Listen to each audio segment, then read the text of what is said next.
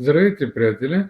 Като има предвид все по-големия интерес към джиглавите с подвижен шплент, реших да покажа на тези, които все още не са запознати, за какво става въпрос.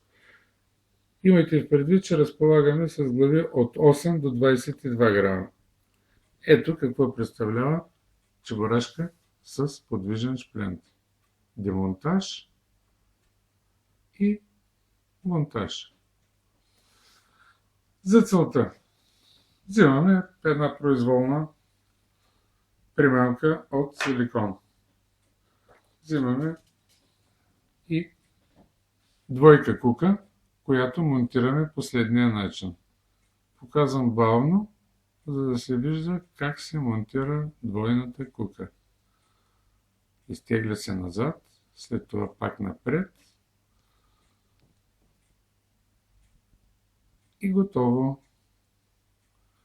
След това взимаме джиглавата с подвижния шплент, изваждаме го, поставяме на двойката кука и връщаме обратно.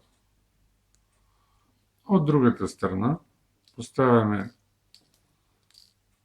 вирбъл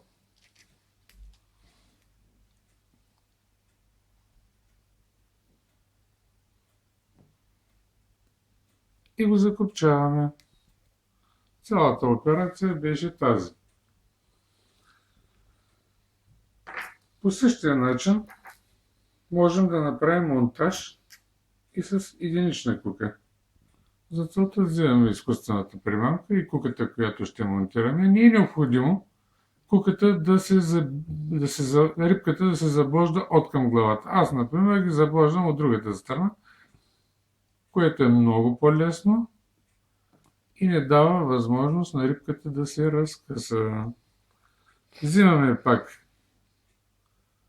джиглавата с подвижния шплент, поставяме в ухото на куката и затваряме. Не отнема никакво време. За днес това беше. Очаквайте втори епизод.